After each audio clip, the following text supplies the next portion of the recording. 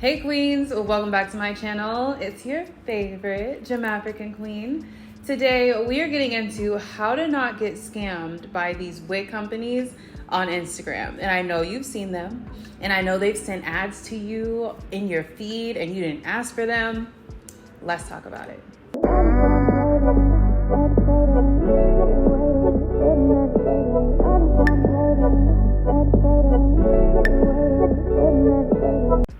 Okay, so the first thing I want to talk about is do your research. So it's extremely important for you to do your research on a company that you want to buy a wig from. Now, think about a wig as an investment. A lot of these wigs, they are like $300, $400, $500. I don't know about you, but I don't have that much money to just be sitting around and spending $300 here for a cheap wig, $500 here for a wig that just didn't even make sense. So you want to do your research, and let me break down what I mean by when I say do your research. A lot of these wig companies will use videos, pictures, whatever on their Instagram feed just to reel you in. Don't get sucked into that, because I've been a victim of it too, trust me. Ways that you can kind of spot that it's not their content is they don't tag the creator. If they don't tag the creator, dismiss it. Don't even pay it no mind. That's not the wig that they have on their site. Another thing that I kind of look for is the box. So sometimes you'll see influencers, they'll get a box and they'll show you exactly where they got the wig from. They'll pull it out. I love those videos because it really shows me that that wig comes from that specific company. Another thing that I like to do is I like to go on Instagram and I like to go into their tag section. So once you go into their tag section, you'll be able to see all of the creators or anybody who spent their money on their wigs. You'll get to kind of see their content. And I think that's more genuine than going to their feed, because they can control what's on their feed. In the tag section, they can't really control what's tagged. I don't know if you can delete tags. Probably you can. Their tag section is a great way to look at real authentic videos, because you got to think about it. A lot of us want to be hair influencers. We want to get the free wigs. So of course we have to make that investment and spend money with a company, make the content, show them that we can actually create content so they can send us free wigs. And there's a plethora of people doing that online. Go do a TikTok search, go through their tag section. You'll find people just like that with real authentic videos of their hair. So this one is my personal opinion. I personally feel like the influencers get better hair. So whenever I see like an influencer doing a sponsored hair post, I don't really just pay it any mind, because I don't know, their wigs just look better. And I don't know if it's because they don't really wear them very long and they don't get to see how long they actually last, because they're constantly recycling wigs. But for me, I feel like their wigs always look better. But of course, that's a personal opinion. Try and get the real, authentic, upcoming influencer content from the people that I just talked about. Another thing that I want you to stop doing is stop looking at the reviews on the wig company's website. I actually recently discovered this. They have fake reviews, and I'm not even kidding. Sometimes I'll see influencers that I actually know, and I know that they're not even wearing a wig.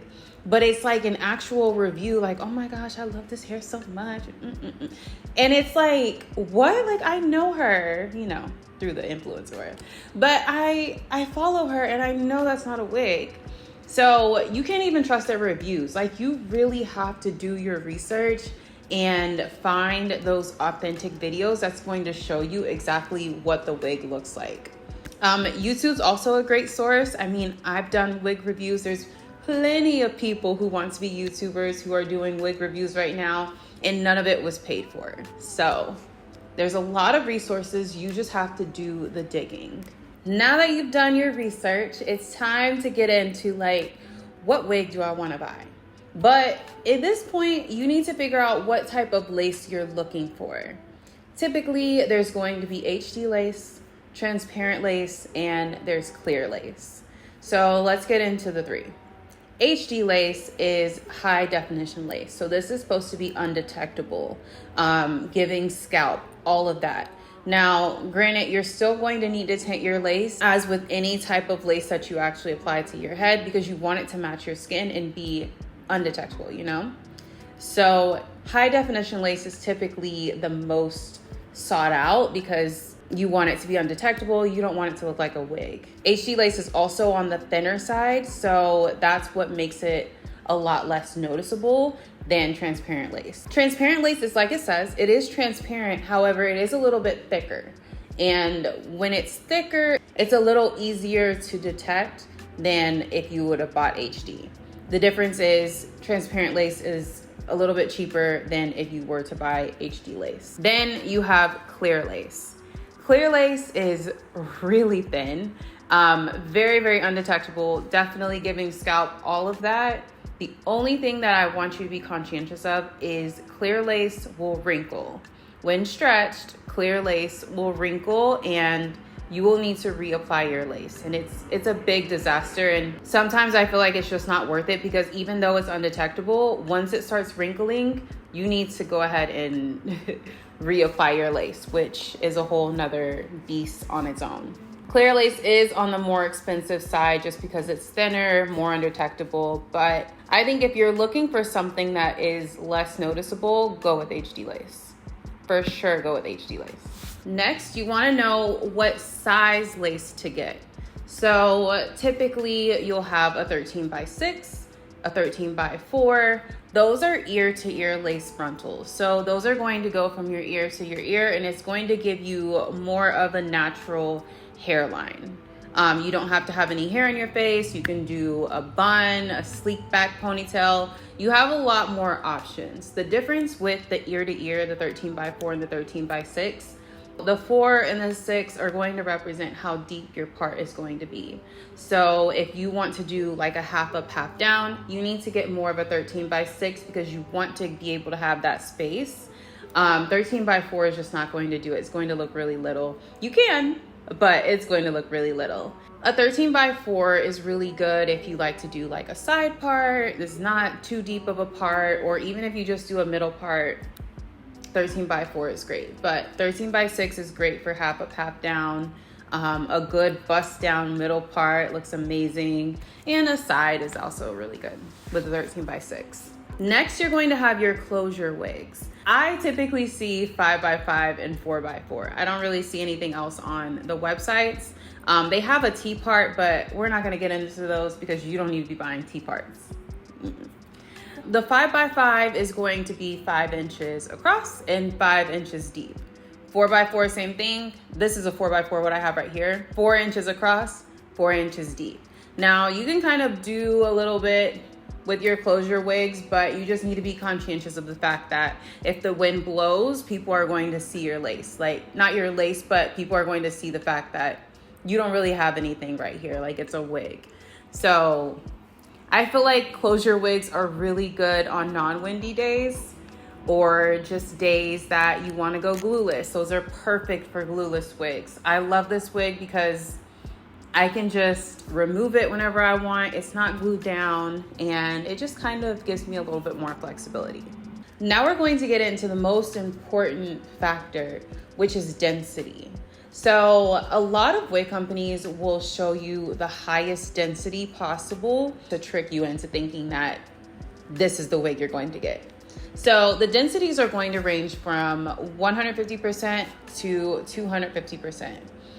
150% is a little on the thinner side. That's typically where they're going to start at. You'll see a lot of 150% wigs, but I personally don't recommend them just because they are on the thinner side and you want to have a longer lasting wig.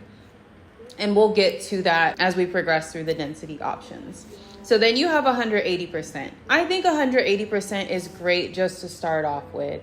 Especially if you have a wig that doesn't shed a lot. 180% is manageable. It's not as thick.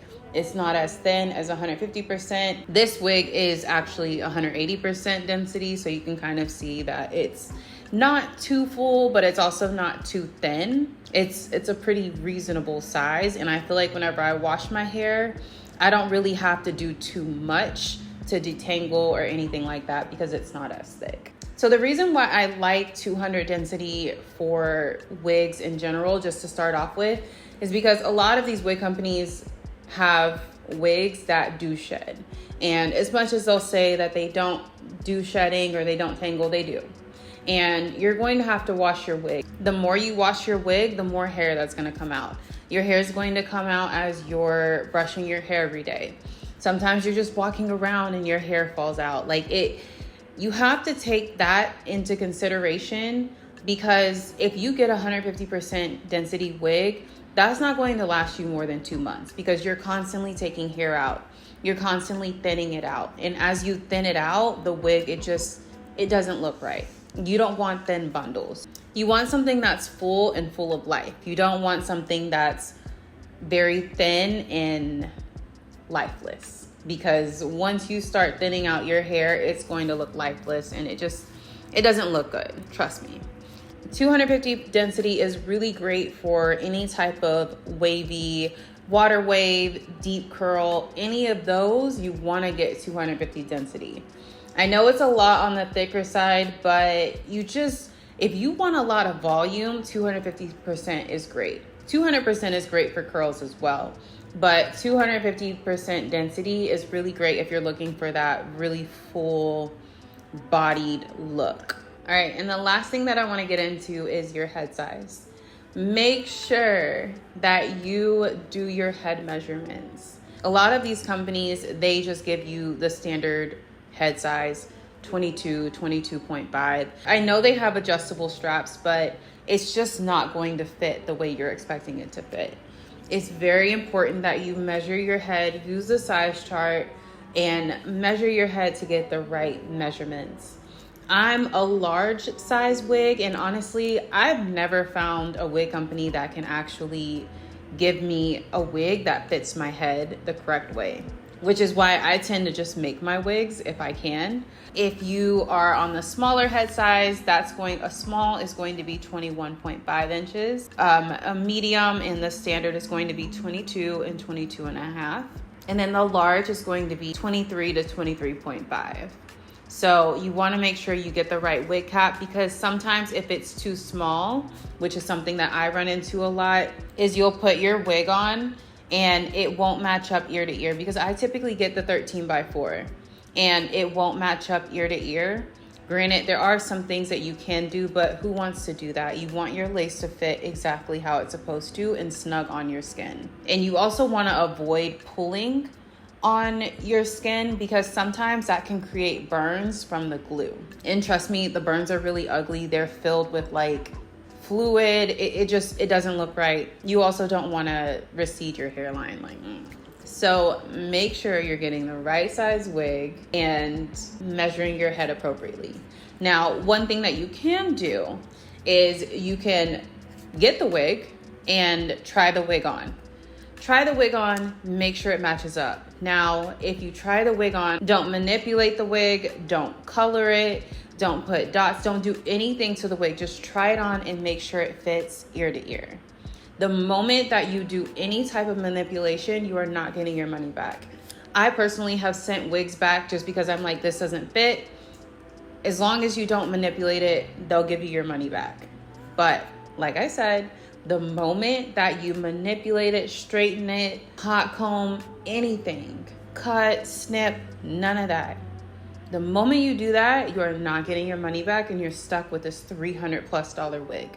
If you happen to manipulate the wig and you can't return it and it just doesn't fit, there's always the option of getting a replaceable hairline. Hair BB does sell replaceable hairlines. Sometimes they're in stock, sometimes they're not. But that's my favorite go-to whenever I need to just replace the hairline or I bought a wig that just doesn't fit. I do have a video that shows you how to do that. I'll leave that up here as well. But there are some options to kind of help you out just in case you do that. But like I said, it's not worth it because Hair BB takes a long time to ship too. So not only did you wait for your wig to get here, now you have to wait for a replaceable hairline to come in. And if you're not really that savvy with your wigs, it's just not going to be a fun experience to put that on. Other than that, thank you so much for watching. I really hope you don't get scammed by these Instagram companies. They really will do it to you. Our next video is going to go through a few of the Instagram wig companies that are my favorite and a few that are my least favorite. And I'm definitely going to tell you about them. Also, don't forget to like this video if you felt value in it, and please subscribe if you would like to see more content like this. Thank you so much for watching, and I will see you in my next video. Bye.